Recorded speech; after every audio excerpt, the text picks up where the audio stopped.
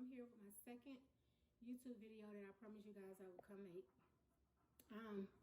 Just give me a moment. I'm gonna pick up my notes, and I take notes only so that I can stay on track. Not so that I can have anything made up. I know it's a lot of fiction and fake out here, but I take notes so that I can stay on track, so that I couldn't try to be so long and I can get straight to the point.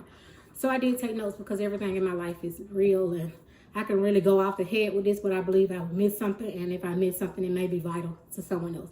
So just give me a moment. Let me get my notes, and I'll be right back.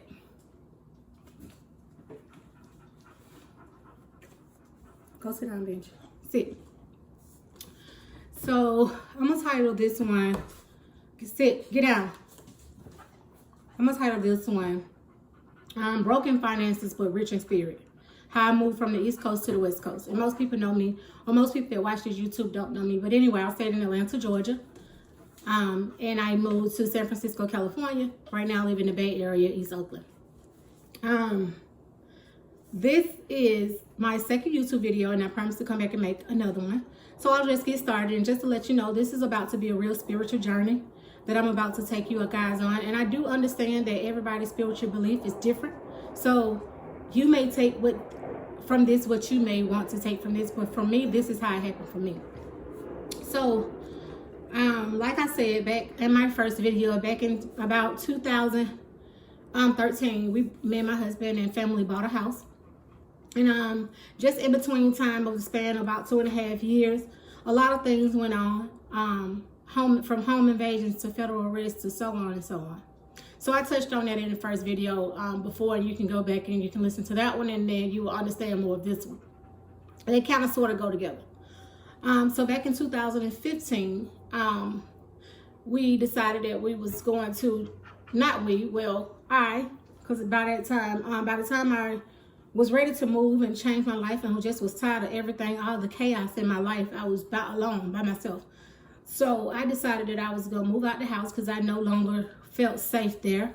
Like I mentioned in my Instagram story, my Instagram name is only ONLY, the number 1, Nikki, NIKKI, Nicole, NICOLE, only one Nikki Nicole. As I mentioned in my only one Nikki Nicole Instagram story yesterday, I mentioned I posted all our houses and everything we had going on, and I just shed a little light on how the home invasions and the robberies and different things went. So you all saw that. So by this time, all that stuff had occurred, and I just decided that I posted up yesterday that I had 16 cameras in my house, 16 whole cameras in my house. So by this time, I just didn't feel safe in there at all. Every little noise would scare me. I could never sleep. I used to have to take sleeping pills to go to sleep, and I still would never sleep on those. Every time I heard a little noise, I would wake up and just check out the cameras. I would sleep with cameras. I would sleep with guns, and I was the type that never wanted a gun in my house ever because I had 3 kids. So I used to sleep with guns in the bed, and I just had turned into this person that, I didn't know who I was, but I had got accustomed to that lifestyle. So I had to do what I had to do to protect my family. And a lot of people know that I have had a lot of dogs. And the reason why people judge emotional support, but that's why this world today is the way we are. People are not speaking out or not going about what they should do because they feel like they will be judged. For me, I always liked the dogs, but not just because they was cute, or not just because, just to show them off. A lot of people really do think that, like I really like really nice dogs. They cute. They are show off dogs, but also every time I had a pet in my house, a dog in my house, every move someone would make close to your house, even just walking down my sidewalk, a dog would alert you. So he do really, all these dogs that I really had really do help me with emotional support. So if you guys have any type of anxiety about any break-ins or robberies or anything of that sort, I know it's someone that may be listening to this that may you may do need emotional support, but you may not want to come out and say that's what you need because people feel like, oh, she crazy, or what's wrong with them if they have an emotional support animal and things like that. I know when you travel through the airport and your paperwork say emotional support, some people may feel some type of way. So I just touched on that. That's the reason why I have had dogs in my life, and especially after that home invasion. I have had many of those. Every last one of them, I felt like not only if someone came in, they would protect me, but just to let me be aware that someone is around my surroundings on the outside that I can't see. So that's another reason why I have puppies around me and dogs around me of that sort, because they help me with my anxiety. They help me sleep really well. I don't have to take any type of medication anymore, thank God. He totally wakes up if you hear anybody walk past my door, anything, you know, and I can just sleep in peace. So that helps me. But anyway, I want to get back to how I moved from, you know, so I talked about that to say that the reason why I moved out of the home and wanted to leave Atlanta was because of all the chaos, you know, all the home invasions and the, you know, federal agents and, you know, the community. First of all, I stayed in the community. We was the youngest black couple in the community, and we stayed in the highest house that was in the community of homes, of about 300 homes in the community, and we stayed in the highest one that was out there. So we was already a target from the beginning of, you know, neighbors used to ask us, like, how do you all stay in this house, and what do your husband do, and what are you doing? I said, you know, like, we're salon owners, and you know, I just used to tell them stuff like that, and it was true. You know, I did own a salon in Atlanta, and you know, but they just want to know your business because they want to know, how do you all, this young couple, you know, stay in this house, and how, you know, that's a community, and you know, they have the right to know who they live around and things of that sort. But we had we had an app that the community used to know what was going on inside of the community. So this app will keep you in touch with like break-ins and different things of that sort. So once I saw my house and me and my family being talked about on that app so much, you know, I just got off the app. But when I saw the home, that someone had mentioned that it was a home invasion in the community, and you know, they put our address up, and they, you know, they totally was against us, you know. So by the news coming out and the neighbors were speaking against us and things of that sort, the neighbors got on the news and the Atlanta news, and they was speaking out on us about how, and just go back and listen to my first story. They were just speaking out about all of that I told you guys in the first story, what happened in the community and all that. So I just felt unsafe in that neighborhood. I felt like, you know, we was exited out, like they didn't want us there, but they couldn't put us out because that was our home. But they did try to go to the HOA. So anyway, I'm sorry, my phone wrong. I put it on do not disturb, but evidently it still rings through. I don't know how to stop it, but I'm on my phone filming, and once I decide to keep doing these YouTubes, so I will keep doing these YouTubes. I'll get a better system in the camera and all that stuff, but right now this is the most important part of getting the word out. But anyway, I was talking about the community and why I had to move out the community, because I want to tell you all, we had this app that was called like Outdoors or something like that. The app was called for our community, and once we started being on I told you we was young, we they wanted to know what was going on. We had all these cars, the biggest house in the community, and it was just a flash of light. You know, and they want to know, you know, what was going on. So once we started being on that app, a lot of people was talking about us. They was saying stuff like, oh, did you hear about the home invasion last night at this address right here? And they was putting our address on there. And then once we made the news behind that FBI case, behind a federal case, in the news, every Atlanta station news was out there filming and all that stuff, and the neighbors was getting on the news, like they were saying stuff like, yeah, we knew they did something that was wrong. We knew they, you know, and they were just talking bad on us. And most of the people that was talking on that thing, when I started doing hair in my basement, I made my basement into a salon. When I started doing hair, they used to want to come over to my house and get their hair done. I never would let them, because I always felt like they just wanted to be nosy and come in my house. So about 2 ladies that was on there speaking on the news, she knew that I did hair. She saw all the cars pulling up. She was like, yeah, I used to see all these Mercedes and all these cars pulling up, and she knew those was my clients, but she wanted to just make it seem like we were doing something illegal. And like I told you in the first video, go watch it. I totally beat the case. You know, I was wrongfully accused, and I totally beat the case. But anyway, I'm just talking about why I moved out of the community. So I decided to put the house up for sale, but back then the market was down. Most people wasn't buying homes for $300,000. So the home didn't sell right off. I was going to church praying about it, having my pastor to pray about I sell this house, and I decided to move up in Atlanta, Georgia, up north, so that my daughter can go to this performing arts school that she wanted to get into, so she can go there and audition.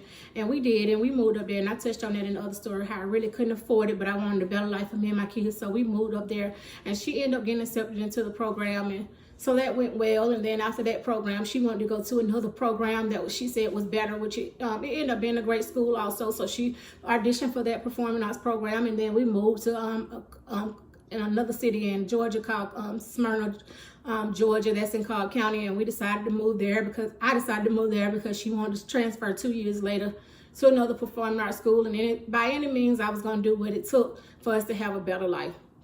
So we decided to move there, and I talked about in my other story how we got that house and we moved there, and how I first got the job with Delta, and I do my third video on how I got hired with Delta. That was all a spiritual walk journey too. So I'll do the third video on that one, but this one is just about how I decided just to move.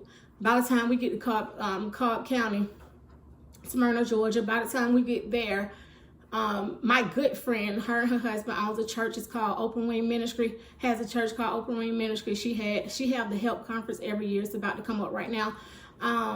And March, I do believe March of 2020, she have the Help Conference, and she does that every year. And so I went to this conference, still trying to get my life on track. This is about a year and a half later, still trying to get my life on track, trying to change my life from all the chaos, and I just wanted a whole new start, a different life. So I went to the conference. That's the first church I ever started out at once I gave my life to Christ and, start believing and just started on my spiritual journey. That's the first church I started out at, and that's an awesome ministry. And so I went to the Help Conference, and me and a couple of friends, we sat at the table and we did our vision board. So at the top of my vision board, I put California real big. I had a dream I was going to move to LA and be on TV and have a talk show and all of these things. And so I put California. I wasn't thinking I was going to move to California no time soon. I just put it at the top of the vision board and put a couple of other things on there, my book and a couple of other things that I put on there. If I can edit in this video, I'll just show the vision board, a picture of it and all those things. And so, I just had a big vision, and I always walked on faith. Like my whole entire life just been built on faith. Everything that happens for me is just been a faith walk. Like this stuff can never be wrote down on paper. It just happened for me, just out of believing. And so I end up getting a job with Delta, and like I said, my third video will be on how I got my job with Delta Airlines. And so I did that vision board. I'm trying to just keep things in order. My book is right here. So I did the vision board and my notes. And once I did the vision board, about 2 months later, before I even transferred to Cobb, when we was up north, when I first moved out the house, so I had a mortgage still to pay, and I also had rent still to pay, but I didn't worry. I was just going to trust God.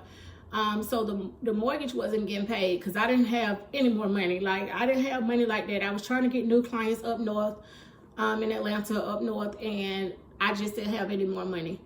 So I could barely afford the apartment we was living in. So I wasn't paying the mortgage. They was writing me foreclosed letters, and I was just trusting God that the house was going to sell before it went into foreclosure. So about 2 months later, my realtor, she texted and called me, and she said that we have an offer, and we had about 3 offers at this time. And I was like, whoa, we went from 0 to 3. And she said, yeah, and she said one person is coming in, wait over, asking calls. And so we ended up selling the house to them, and that was wonderful because right before it went into foreclosure, the house sold. Another miracle, like only God. And so the house sold, and it sold for about $30,000 for more than what it was, for more than what I purchased it for. So for about $30,000 for more, about a little bit over $30,000 for more than what I purchased it for. But if you understand that part, just to give you a little education on it, you don't get all the money. Like the person who's buying it, them and their realtor get money, my realtor get money, and I get what's left over. So we was left over with a little bit, and that helped me carry bills for that little apartment that I couldn't afford. It helped me with that. And so I just decided to just keep trusting God. You know, we got the house in Cobb. My daughter got to another school, and I put on that vision board California along with a lot of other things. And the reason why I'm just specifically saying the California part on the vision board, because that's what I'm talking about.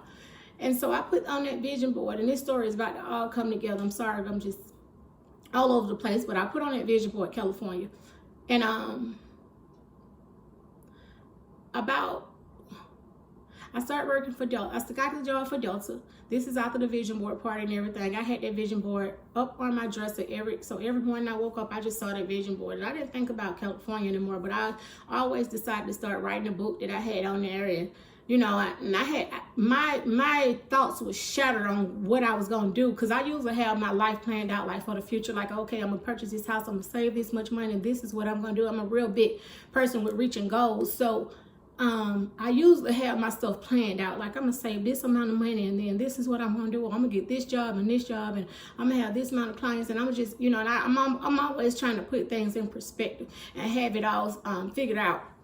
But at this particular time, I had nothing figured out because I was changing my life and changing my life for the better and for my kids, better for my kids. So I had it. I really didn't have it figured out.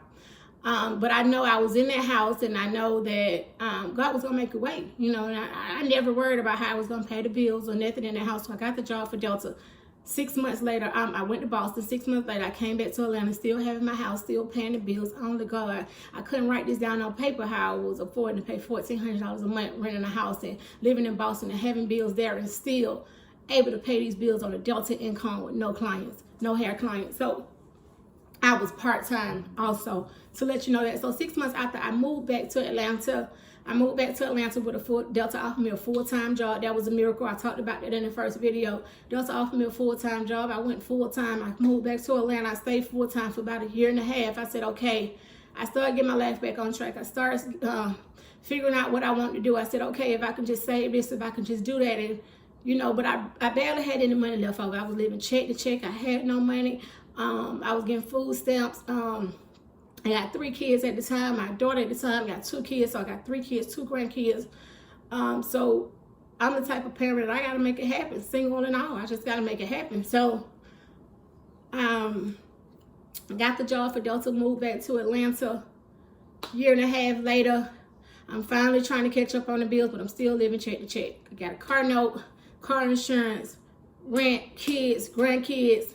Still trying to live, still trying to put up with the Atlanta lifestyle a little bit, still buying materialistic things, purses and designer shoes and stuff, and going out to eat and just doing, you know, things that I really couldn't afford to still do, but still trying to live the life. That's why I said in the first video, I was still straddling the fence. I was 1 foot in and 1 foot out.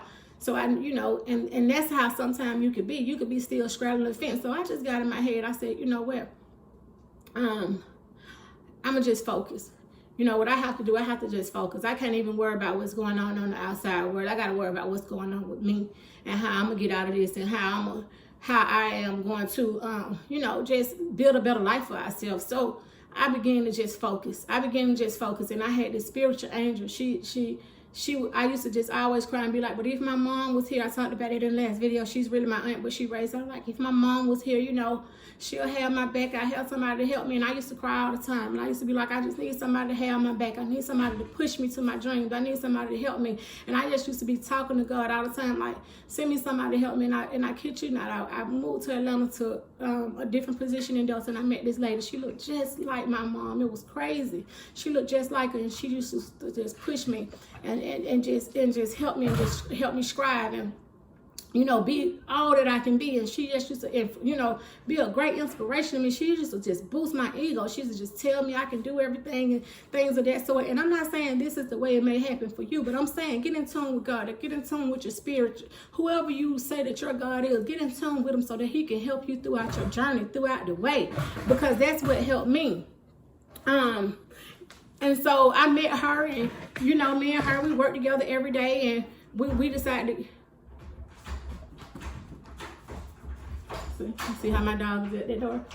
But we decided to get, I'm family dealing, so kind of be quiet.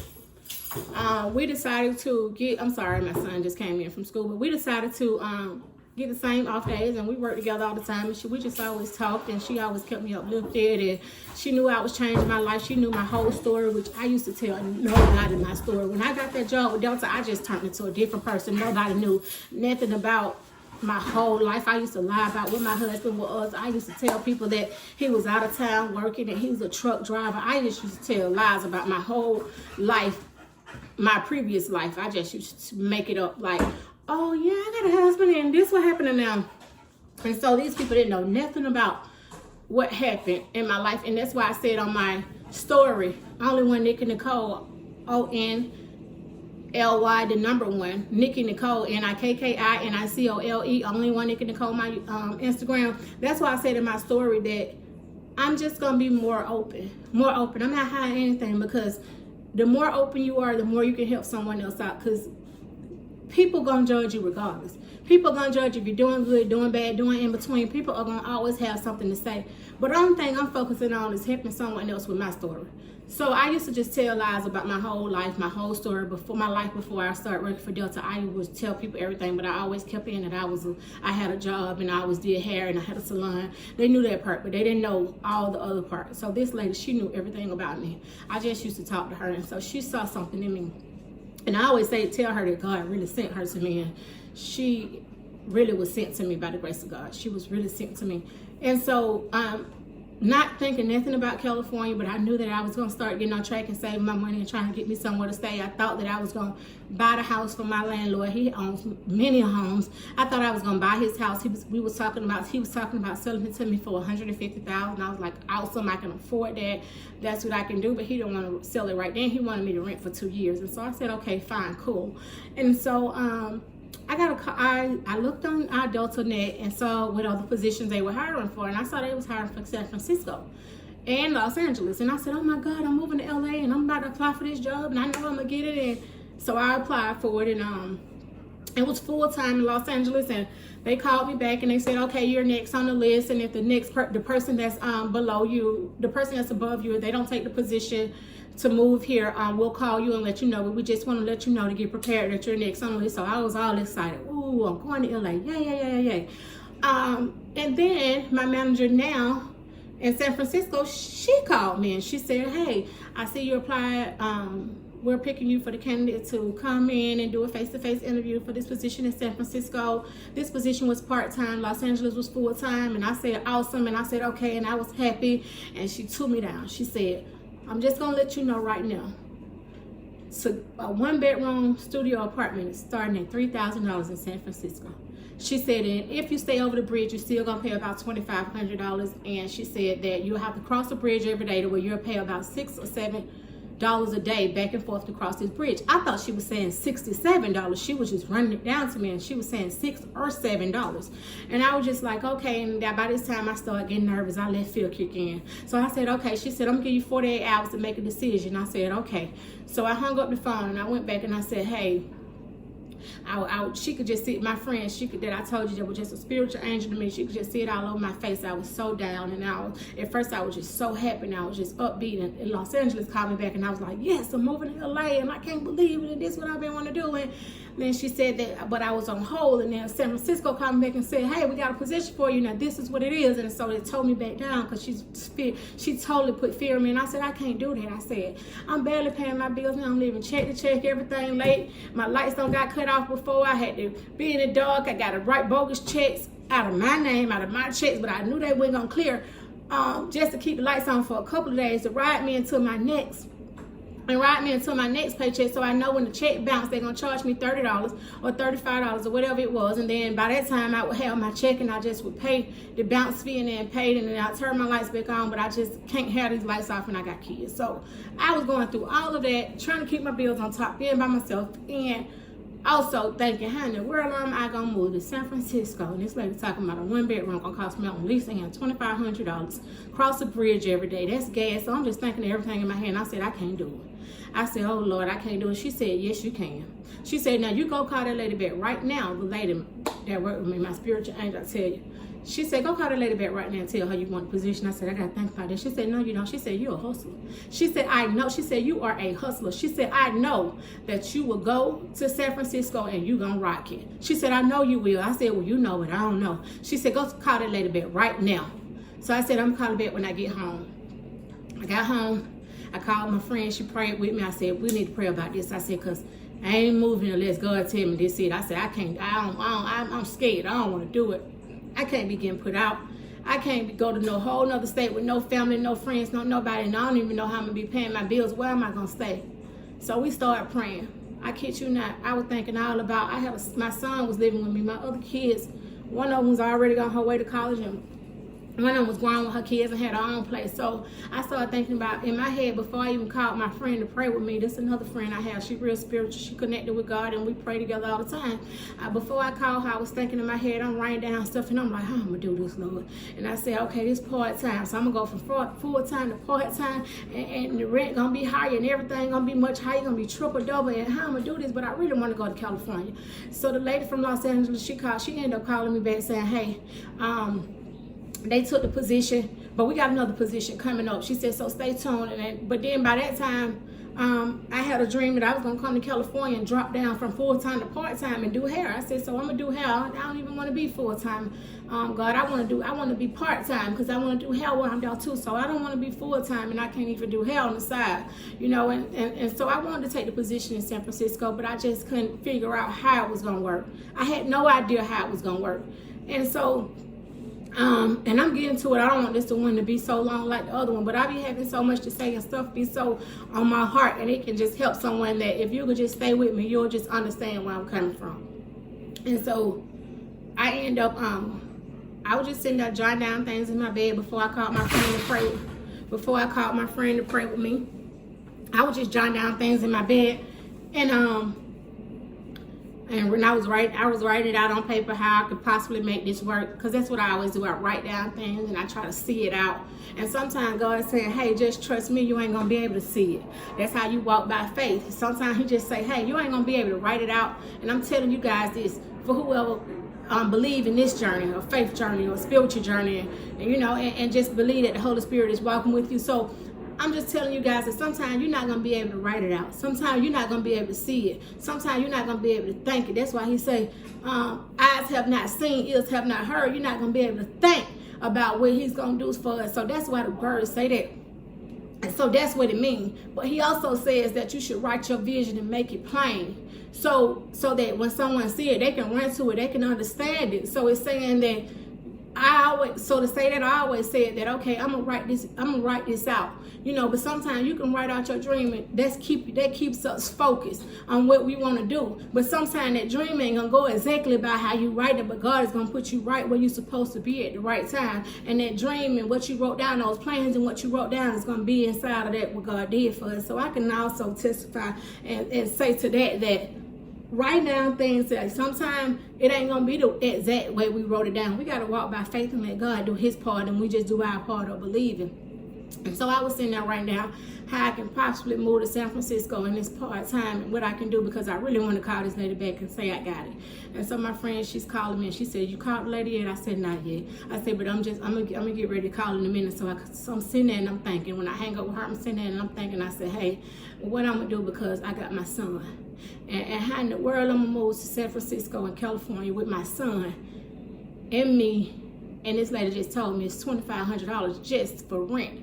What am I gonna do? I can't be nobody roommate because I got my son. I saw a lot of places for rent in San Francisco that had like they a room in their house for rent, or that wanted to be roommates with people, but I have a son. So I was reaching out to people online that wanted to get a roommate, but I was telling them, hey, I got a son. Or I was wanting to rent people room in their house, and every time I would say, hey, but my son, I have a son, they would say, no kids, so no second person is allowed, and things like that. So okay, I got to think again. So I called my friend. I was like, you know what, I can't take this. I said, I really want to move to San Francisco. I said, but I just don't know how I'm doing. You'll pray with me. So she began to pray with me.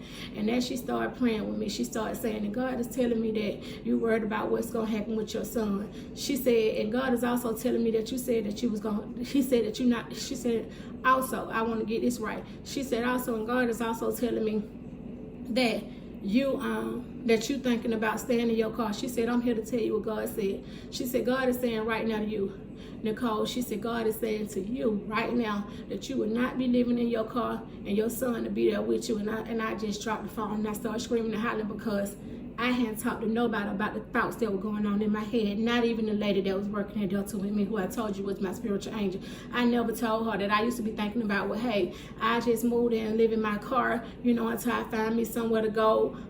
Because I was going to stay on a crash pad there. And I talked about in my first video how I stayed in a crash pad in Boston.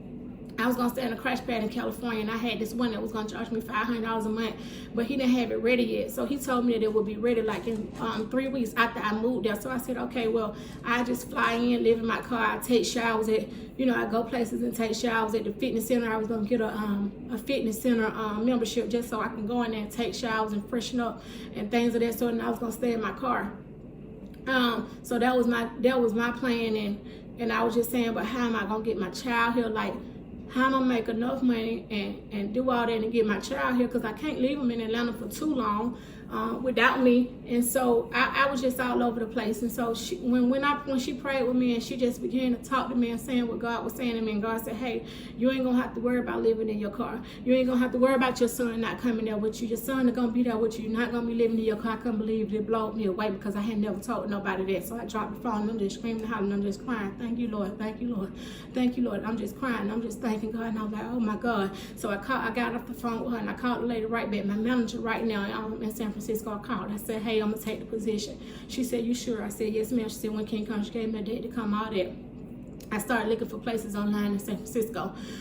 Even though I knew I wasn't gonna make enough money to get an apartment or anything, I still was looking up apartments, nice apartments. It had to be an apartment that had security, that the door had to lock, you couldn't get into the building. I had to be in the building. I had to have a designated parking space. It were things that I just put on a list that I had to have that was gonna work out for me and my son, because we was gonna be here together, and sometimes he was gonna have to come home from school by himself, or he was gonna have to ride home from school. So I knew his school needed to be close. So all these things played a factor in what I was looking for online. So I had about 3 apartments that I put in. So when I came to San Francisco to do the face-to-face interview with her, I stayed here for a day, and I roamed around, and I started looking at the apartments that I had already visualized. But even though I knew I wasn't going to be making enough money for it again, I was just on the faith wall, because I knew God had already told me that I wasn't going to be living in my car, and that my son was going to be with me. So I went with that. I just believed. I just went with that. So I came here. I looked at those apartments, and I came on back to Atlanta. So she told me that I had the position and that I would start. I thought I was gonna start she said be prepared to start about 2 to 3 weeks later. So I thought I was gonna start, but then she called me back and said, hey, since you converting from full-time to part-time, you can't start till October the 1st, because I was already over the hours for part-time. And so I said, oh, that's perfectly fine. So by this time now, I got about 5 months to get prepared to move to California.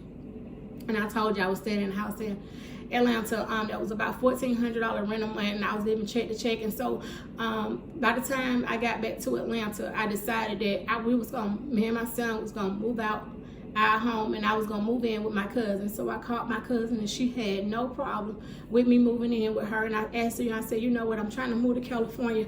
I said, but I need to save my money. I said, I need to start saving money. And this is vital. You're gonna have to get on a strict budget, a strict plan if you're planning on doing something of this sort. If you're trying to make it work from you moving out of state, if you're trying to make it work from you doing something big, even from just closing on the house, getting your down payment, if you're trying to make it work for you getting you a new car, or just a big purchase period, you're gonna have to get on a budget and a plan, and you're gonna have to stick to it. You're gonna have to use some sacrifices. You're gonna have to eat a lot of noodles. You're gonna have to eat a lot of salads. You're gonna have to eat a lot of cheap things that you don't want to eat. You're just gonna have to eat food just to get full and not for satisfaction, because that's where we basically spend most of our money on food. And so I called my cousin. I asked her, can I stay with her? And she said yes. And she had no problem with me living there. We was the best roommates. And so I came, and my son stayed. My son didn't come with me to my cousin's house. My son stayed with his grandmother because he could go to the same school, and I didn't have to transfer to school, and I was just about 10 minutes away from him. So I moved there, and he moved with his grandmother.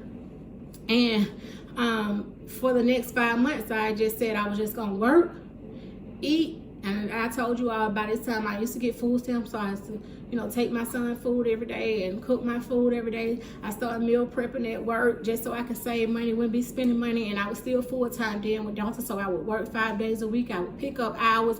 I would just try to make extra money, and that's how I started selling the American Express Delta Sky Miles card. I just needed extra money, and I talked about it in the first video how this girl helped me start selling them because I needed extra money. And so I started making extra money. I started putting that money to the side. So my plans was to just save all my American Express Delta Sky Miles money, because that's what I was gonna move with, and just kind of live off my checks that I was making and save whatever I could save on the side, because I still had a car note while living with my cousin. So plans didn't go like that. That didn't happen either. So I did end up saving my Delta American Express money. But the money that I was planning on saving from my checks, never saved. That didn't happen. So I had to figure out how I was going to be able to save more money just to get to California. And so what I did, I made a drastic decision that I was going to send my car back. I had a Lexus. It was very nice. I always had nice cars, nice up-to-date, up-to-year cars. And so I had a Lexus. It was very nice. And I just decided, I said, you know what, I'm going to stop living for people. I have to live for myself. And in order to make this better, I'm going to have to get rid of this car note. $500 car note, $250 car insurance. I told y'all today on my story that my credit score now is over 700. And back then, my credit score was like a 530. You know, Lord. And so, it was no plan to get a new car, a cheaper car note. I just need to get rid of the car note because I needed to save that money. And what happened was this guy at the job, he was trying to tell me how to save my money. I used to talk to everybody that was good at finances. I used to be like, how I can save money? How I can save my money? What you think I should do? I just used to talk to people. I'm a people's person, so I'm willing to listen to things that work for other people and see how I can juggle minds and it can work for me. And that's why I'm doing these YouTube videos and sharing my stories. So, he ended up telling me, he said, hey, you're going to have to probably let that car go back. I said, oh, no, I need my car. I'm not letting this car go back. So, but by the time I put things on paper and he told me, he said, hey, it was almost income tax time. This is vital. It was almost income tax time. I have never got this much money on the income tax. I got $8,000 this year on that year that I was leaving on my income tax rate. He said, well, what you're going to have to do is send that car back. He said, and take your income tax check and pay all your bills up for the next, however much you can pay it up to. But you're trying to pay your light, gas, and water up to the next year for a year and pay the rest of it on your rent for the next. So I told you I had moved with my cousin. So, but this is before I moved with my cousin. That's what he was telling me to do. So I did it. I paid my light, gas, water, and my rent up with the whole $8,000. I didn't have nothing left. I was so proud of myself that I didn't go shopping and buy me not one Louis bag. That's what I really love to do. Go shopping in the Louis store. So I was so proud of myself. That's what I did. So when I moved, I had to backtrack. So when I moved with my cousin, the light, gas, water company had to send me checks back because I had already overpaid them for the whole year. That's another God testimony. They started sending me checks. So the checks was coming to my cousin's house. I was saving that. And so I was saving the American Express Delta Sky Miles card money. I was saving that money and so I said, hey, I got to send this car back. Yeah, that's what I'm going to have to do because this $800 I'm spending on this car money, I need this money to move to California. I don't know what I'm going to do about a car. Oh, bam. I had bought my daughter, my middle daughter, I had bought her a Honda, the 2004 Honda Accord I drive now. I bought that for her. When she was still in my house, but she ended up going to get her a new Honda. So I had that car. So I had both cars. And so I said, okay, I can just drive this car. And I never knew it was going to last this long. I got it from my cousin. I bought it from her for like $1,000. And I didn't know it was going to last this long. And so I said, okay, I sent the car back. I ain't worrying about what people say. People used to be like, oh, well, I'd be like, oh, I sent it back at this time. I'm on this spiritual journey. I'm on this walk that I'm trying to change my life. I don't care what people think about me. I was like, oh, I sent it back. I need that money. I ain't got time to be paying $800 for a car right now. Okay, so fast forward on down. 5 months came. October the 1st, it's on the way here. And I thought I was going to be saving all this money. But anyway, I had about $3,000 by the time I moved, but I didn't have it in hand in cash. I had it in my Delta American Express Sky Miles account, so I had to transfer it from there to my check, wait about 2 weeks, get it. Okay, but I gotta leave, so I didn't have it. So I left with about $500 cash in my hand. So this another testimony. My cousin said, how you gonna get there? I started calling around to people to tow the car from Atlanta to San Francisco. People was telling me $2,500. I think the less I found was like $2,000. I was like, I can't afford that. I'm not doing that. And even if I can't afford it, I don't want to do that. So I started looking up how long it take to drive from Atlanta to San Francisco. So what I did was I got in my car. I packed everything I needed in my car as far as all my clothes, everything I needed. I ain't had no TVs or nothing like that. All my house furniture I had either sold or I put it in storage. That was a testimony to somebody came by my house. I had a house yard sale where you come in the house and pick out whatever you want out of my house. I had a house yard sale and people that know me know it was all on Facebook and Instagram. It was big and This one guy, he came over, he bought the whole house. He bought the whole house, everything, everything. The washing, dryer, the bedroom suits, he bought everything. And just a couple of people came over and bought like bathroom sets and mirrors and things. I had nice stuff, so people, it was just, stuff would just be going. So I thought I was gonna save up all that money, but I had 5 months to move, and so that money ended up getting gone just with life, everyday life of, you know, just living, waiting 5 months to move to California. So by the time I get to my cousin's house and it's time for me to get ready to move and pack up and leave, I couldn't afford for the transportation people to drive my car to San Francisco. It was exactly too high. So I started looking up how many days it would take. It would take 3 days to drive to San Francisco from Atlanta to drive to San Francisco from Atlanta. So Atlanta to San Francisco would take me 3 days. And I said, okay, I can figure this out, how I'm gonna do this. So I packed up all my stuff in my car that I needed. My cousin let me keep stuff there that I really didn't need. Because like I told you, I was planning on living in my car until this guy let me move into his crash pad. My God had already told me that I wasn't going to live in my car, but I didn't know what I was going to do. So, but I know I got to go because this lady said I got to start October 1st. I can't tell her, well, I'm not ready yet. So I had to go. And so at my job in Atlanta, when I was still working in Atlanta, I met this girl, and just so happened, just another God sent person. I really didn't know her, but I used to see her every now and then at work. We would work beside each other every now and then, and I'd speak, you know, and we would speak, but we didn't know each other really good.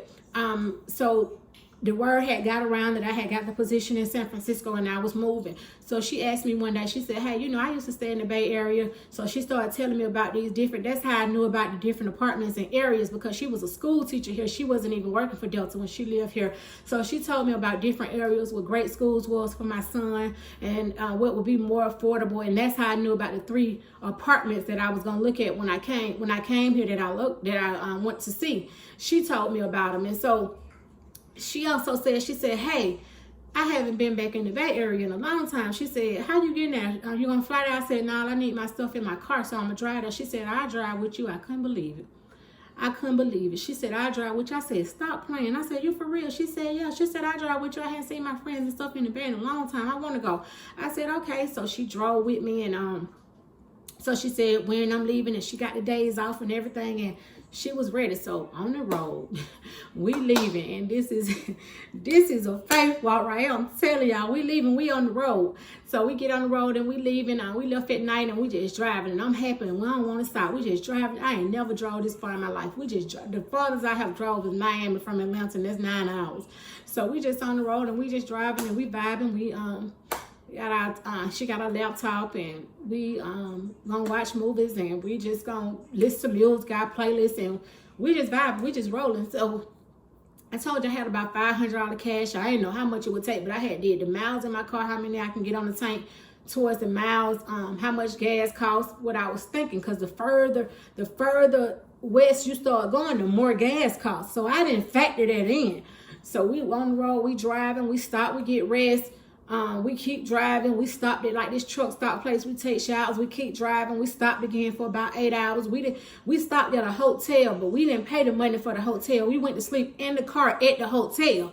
So then we woke up, stopped at a truck stop, got refreshed, went on, drove on here to California. But during the time of driving, we ain't had no more money. We ran out of money. This was a fake walk. We ran out of money driving, but we was already in California, but we was like more down towards LA. We still had about 5 hours to go to be to San Francisco. So we ran out of money. I kid you not, somebody called me and they said, hey, what you doing? I said, I'm almost in California, but I ain't got that much gas. I got about 10 hours more worth of gas in my car. I said, I don't know how long that's gonna last me. The person I'm talking to on the phone said, I seen some money, check your cash out. Send me some money for some gas. I couldn't believe it. I'm talking about got us all the way to California. By the time we got to California, by the time we got to San Francisco, we ain't had no more gas. So that was cool. So she turned me on to my friend Dina. Y'all, I always see her on my videos. We always hanging. She an Asian girl. She totally my partner. So she turned me on to her. We went to her house. I told y'all that the guy said that the place wasn't going to be ready for 2 to 3 weeks for me to live in, the crash pad for me to live in. So I was thinking I was just going to live in my car, but God said I wasn't going to live in my car. Remember I told y'all that? God said I wasn't going to live in my car. So the girl that drove with me here to California from Atlanta, she drove with me here. She took me to her friend's house named Dina. That's my friend now. So when we got to her house, so it was time for the girl who drove with me here to come back. We all went out. We hung out. We met each other. Dina had a 3-bedroom house. that she lived here in the Bay Area. And we met, we kicked it, we kicked it off good. She was feeling my vibe, I was feeling her vibe. We was cool. So I was supposed to, I started the next 2 days I was gonna start working. It was gonna be October the 1st.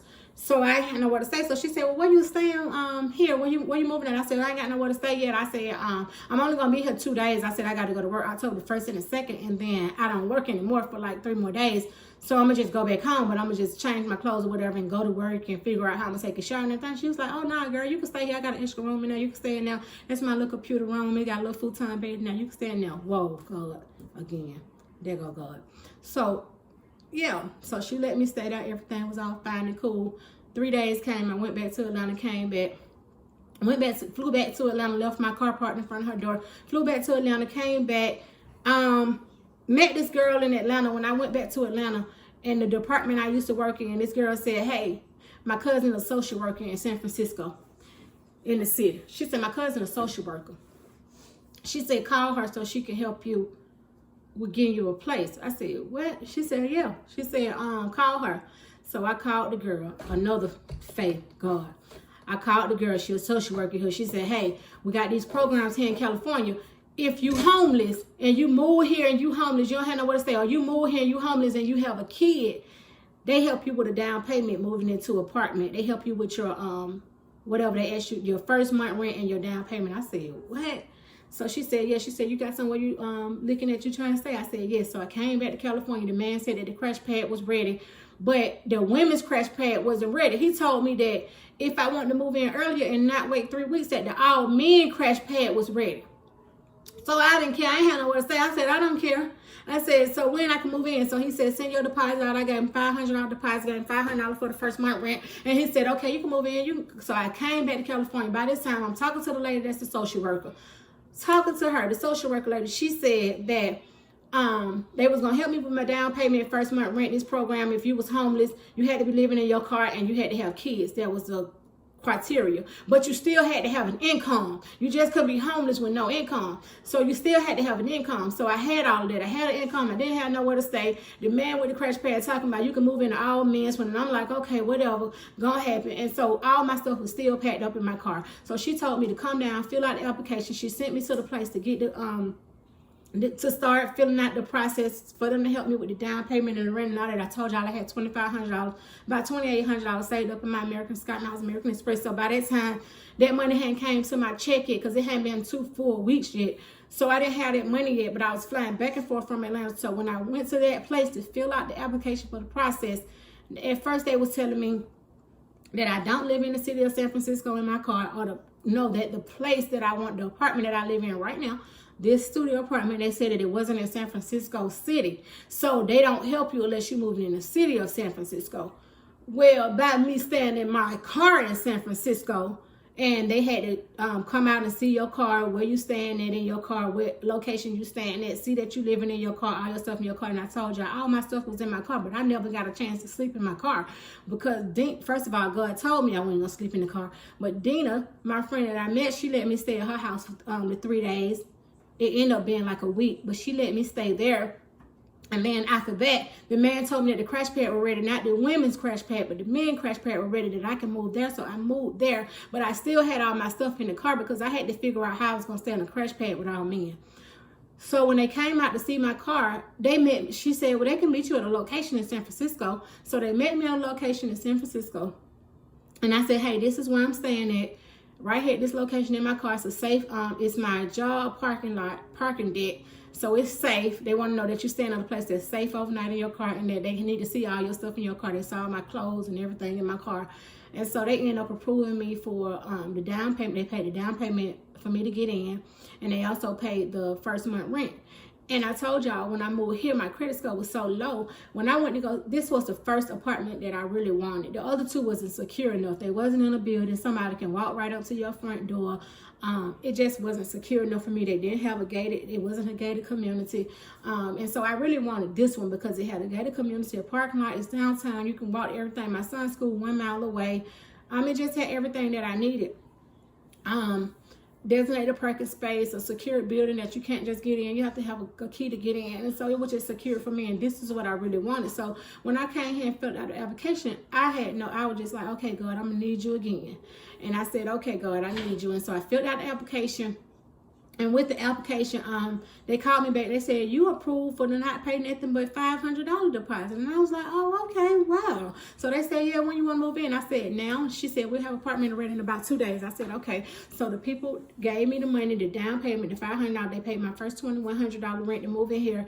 And they gave me all type of broom, mop, everything to clean up with. They gave me sheets. They will give you a mattress, but I already had my furniture that I kept was coming. I was going to ship it from Atlanta out my storage to here because I kept some of my furniture because I knew I was going to need something for here. So I already had that, but they gave me all cleaning supplies, all things to wash clothes with, broom, mop. They gave me pot, pans, sheets. They gave me a lot of stuff. So they gave me all of that and they moved me in. Perfect. And so I moved in, and ever since then, I had no idea how I was going to be on this part-time job budget. But I moved in, and I used to pay my rent late every month. I used to pay my rent like the 25th. I used to pay my rent on the 20th, the 21st. And I used to just go in that rent office and I used to say, hey, I'm going to pay you. I said, I need to put 2 checks together. This first check and the second check, and I'm going to pay you. And so, the rent office was cool with it. They used to let me get them like $600, $800, pay the rest of it. Every month I had to complete the payment, like the full payment.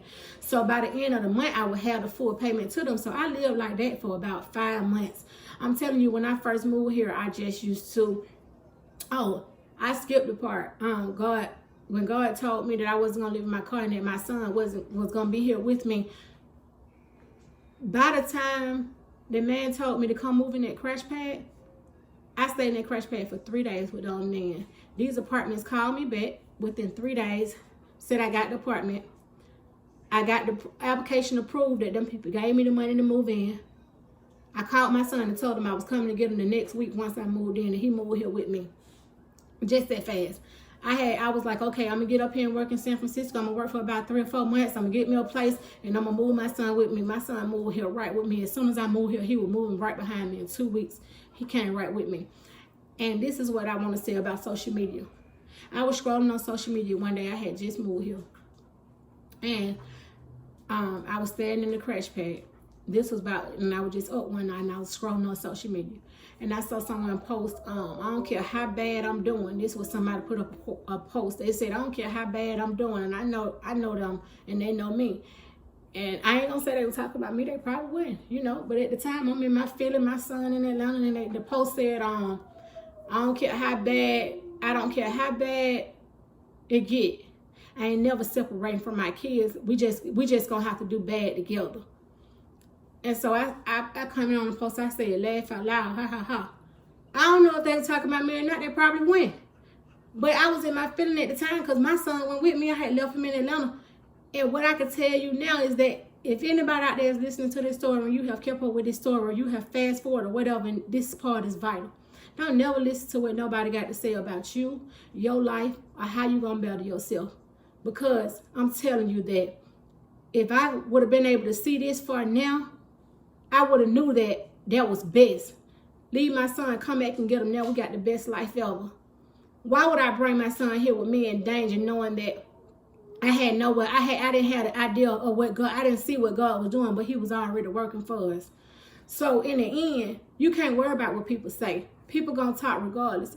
And I ain't saying they was talking about me. I'm just saying that people gonna talk regardless. And we look at social media and we go off that, and that's why people are depressed and worried about stuff or trying to keep up with this and keep up with that. But go on your own lifestyle. Go on your own time expansion of your life. Let God work in your life how he's supposed to work in your life. That's what I'm saying. I'm telling you all this story so that it can help you and so that it can inspire you. But I'm not saying that your way going to be the same way or my way. Or you going to move the same way that I did. Or you going to move to another state the same way that I did. I'm just saying that this is the steps of how things work. You can't be listening to nobody else. You can't get sidetracked.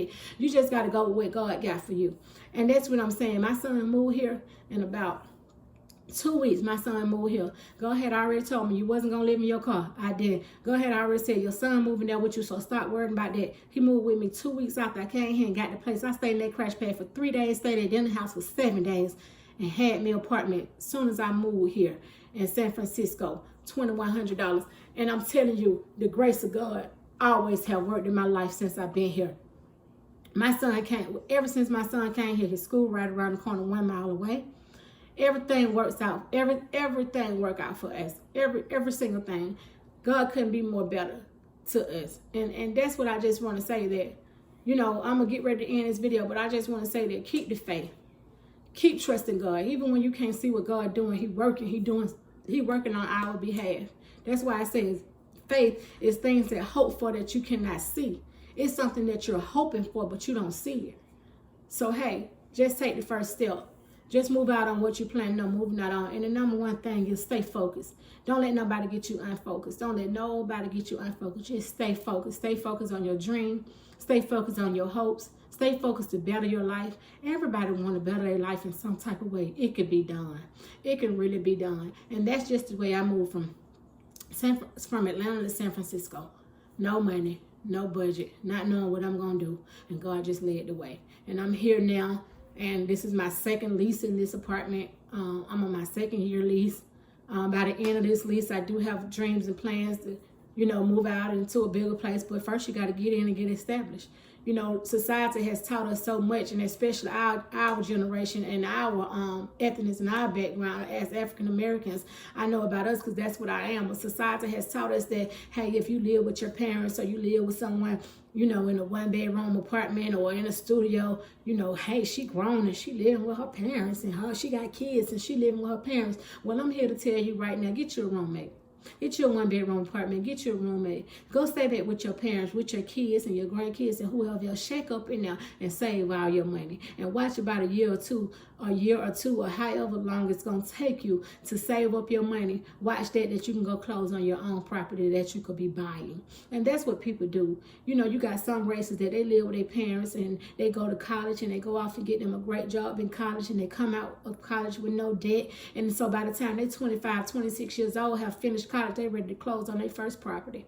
So don't worry about what nobody is talking about when they say things of the sort of, oh, you still living with your parent and you did so. You still living with your parent. You got a roommate. Oh, this and that. If that's what it takes for you to save, and if that's what it takes for you to do a sacrifice to live with someone and have 3 or 4 people in a place, then you do that. Because me and my son have been staying in this 1-bedroom studio apartment.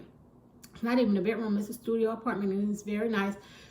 And we have been staying here for almost 2 years, and we make it work. And why would I go out and move somewhere where I want to be back check to check? No, don't let nobody tell you how to live. And that's what I want to end this story on. You guys be blessed. Have a great day, and I hope this helped you guys.